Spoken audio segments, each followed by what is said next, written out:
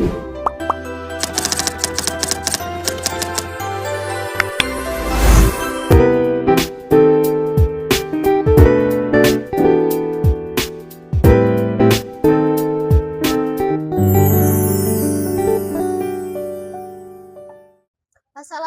warahmatullahi wabarakatuh.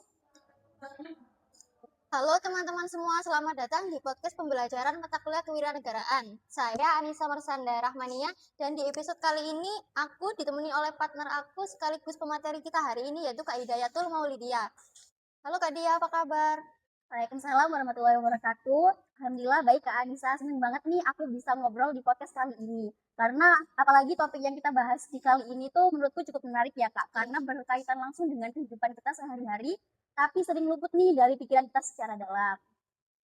Nah, bener banget nih, karena jujur ya, waktu dengan nilai universal patriot wiranegara itu kesannya kayak berat banget gitu kan. Kayak, wah ini pasti pembahasannya itu nasionalisme, perjuangan, pahlawan.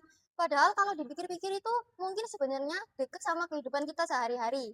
Dan menariknya dari kelompok sebelum kita itu banyak ngebahas soal perjuangan dan tokoh wiranegara dari sisi historisnya. Nah, kita di sini pengen ngajak dari sudut pandang yang gak berbeda. Bukan sekedar apa itu patriotisme, tapi sebenarnya nilai-nilai itu masih hidup nggak sih sampai hari ini? Atau masih relevan nggak buat generasi kita sekarang? Nah, mungkin sebelum masuk lebih jauh, aku pengen lemparin pertanyaan pembuka nih.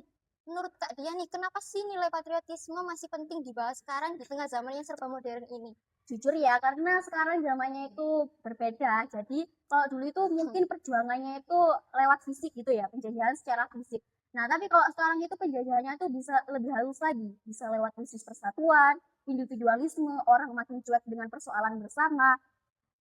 Nah, di sini atau sekarang itu kan zamannya digitalisasi ya, di mana orang-orang itu banyak sekali sekarang menyebarkan hoax di media sosial, sehingga menyebarkan banjir informasi ini yang mengakibatkan masyarakat itu gampang banget terpecah belah.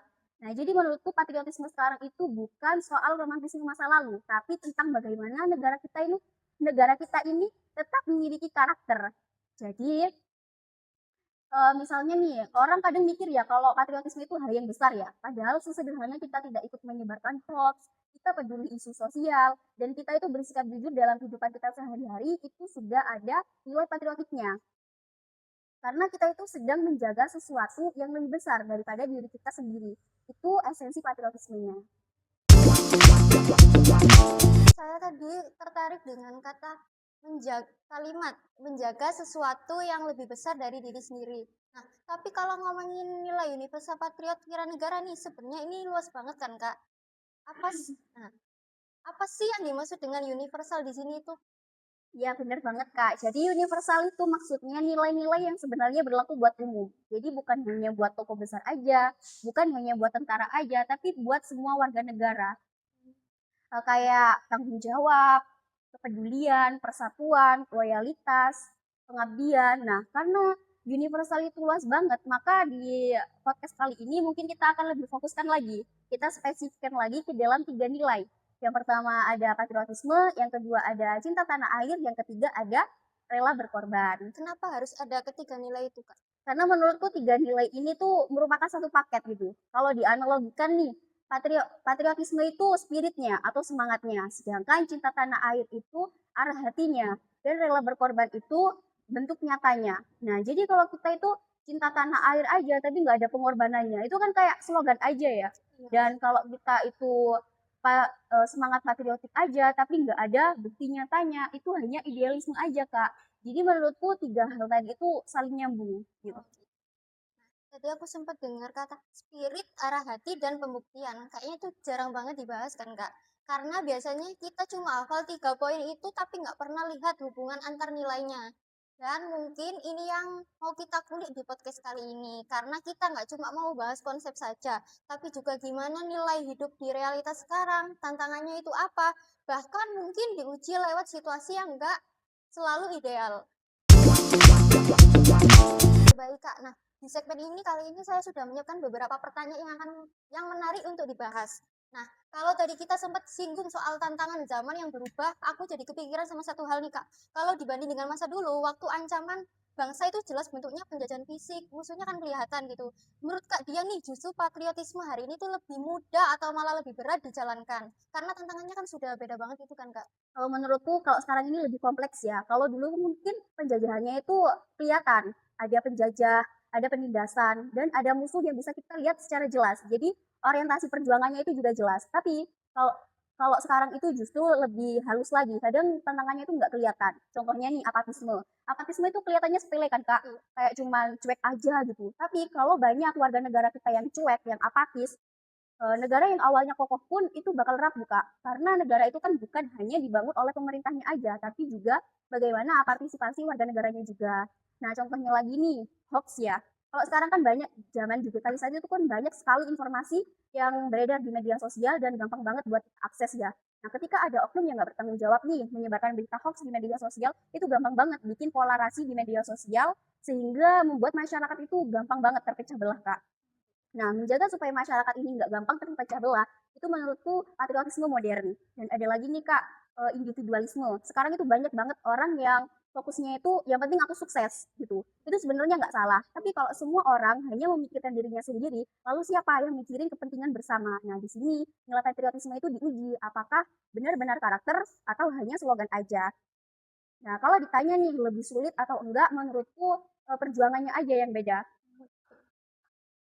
Jadi sebenarnya tetap sama ya Kak, cuma perjuangannya yang agak berbeda dari zaman dulu dan sekarang, karena kan sudah berevolusi. Iya Kak, bahkan menurutku perjuangan hari ini bukan yang melawan penjajah, tapi melawan ego, melawan ketidakpedulian, melawan mentalis yang ini bukan urusan saya. Itu termasuk perjuangan juga. Kadang kan kita sendiri nih, jangankan orang lain ya, kita sendiri melawan ego, kita sendiri aja susah kan. Makanya karena susah itu tadi, itu dimasukkan ke perjuangan. Nah, misalnya juga ada mahasiswa nih yang dia tuh krisis soal pendidikan, dia itu aktif advokasi sosial, itu juga perjuangan Kak. Memang bentuknya beda dari perang, tapi semangatnya itu mirip. Berjuang buat kepentingan bersama. Gimana cara kita sebagai mahasiswa biar nggak cuma paham teori patriotisme, tapi benar-benar bisa konsisten menerapkannya di kehidupan sehari-hari, Kak? Kalau menurutku tantangan terbesarnya itu bukan di kita paham atau enggaknya, tapi kita konsisten atau tidaknya. Karena sebenarnya itu kita itu tahu kan mana yang baik dan mana yang buruk. Nah, kalau kalau menurutku patriotisme itu bisa dimulai dari hal-hal yang kecil terlebih dahulu. Misalnya nih kita itu nggak nyontek saat ujian misalnya ya. Terus kita itu nggak titip absen. Nah, itu kan kelihatannya sepele ya, tapi itu sebenarnya latihan integritas. Terus kita itu peduli lingkungan sekitar dengan tidak membuang sampah atau tidak merusak fasilitas umum gitu. Jadi kita itu jangan melihat bahwa patriotisme itu hal yang besar. Kita perlu merubah mindset kita karena sebenarnya patriotisme itu udah ada di dalam kehidupan kita sehari-hari. Cuman kita itu sering salah menyalahartikannya. Kalau patriotisme itu harus perjuangan yang besar gitu. Sebenarnya bukan. Nah, tapi kalau sebagian kebiasaan kecil yang kita lakukan secara terus-menerus, ini kan lama-lama menjadi karakter ya. Nah, kalau sudah menjadi karakter, kita ya itu yang bikin kita itu konsisten tanpa perlu dipaksa. Selanjutnya, apakah ada yang mau bertanya lagi? Saya bertanya kepada teman tadi, kalau lihat kondisi yang sekarang ini, kira-kira menurut kakak, apa suatu kebiasaan yang bisa kita lakukan sebagai mahasiswa itu dapat kegiatan sederhana bisa berdampak ke negara?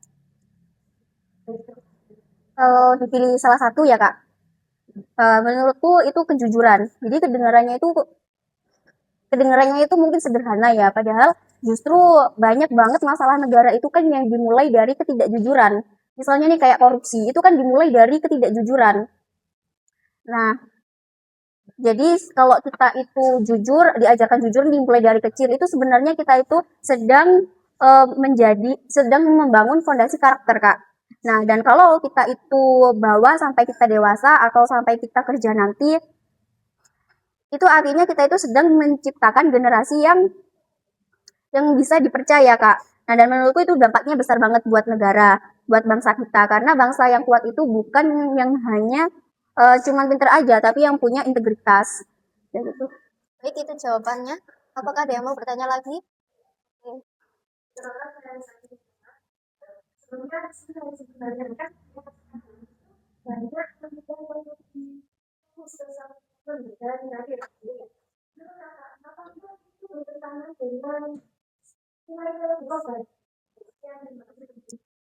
Kalau menurutku itu nggak bertentangan ya, justru saling melengkapi Kak. Karena kita itu punya tanggung jawab juga kan sama diri kita sendiri. Itu self improvement kan.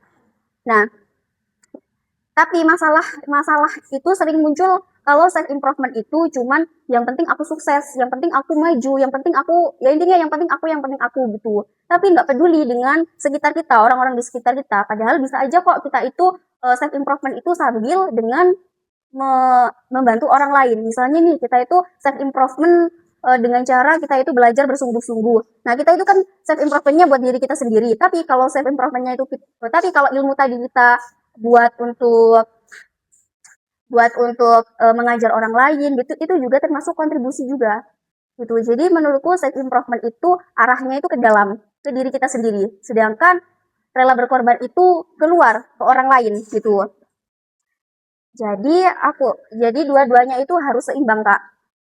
Jadi self improvement itu untuk diri kita, pengembangan diri kita, dan rela berkorban itu buat orang lain. Jadi kalau misalnya nih kita itu sukses di karir, tapi kita itu harus punya kepedulian sosial juga gitu. Jadi kita itu tidak hanya sukses, tapi kita itu bermanfaat buat orang lain gitu. Karena aku tuh benar dengar juga kan, sebaik-baiknya orang itu kan orang yang bermanfaat bagi orang lain. Oke, baik. Segmen tanya jawab ini adalah segmen penutup terakhir. Jadi teman-teman semua, dari diskusi hari ini kita bisa memahami bahwa nilai patriotis, cinta tanah air, dan rela berkorban bukan hanya konsep yang kita pelajari di kelas, tapi nilai yang seharusnya hidup dalam kehidupan kita sehari-hari. Dan mungkin pertanyaan bukan lagi apa itu patriotisme, tapi apa yang sudah kita lakukan untuk bangsa ini. Nah, saya Anissa Marsanda Rahmania sebagai host dan Hidayatul Maudia sebagai pemateri mengucapkan terima kasih atas perhatiannya dan mohon maaf jika ada salah kata. Sekian, wassalamualaikum warahmatullahi wabarakatuh.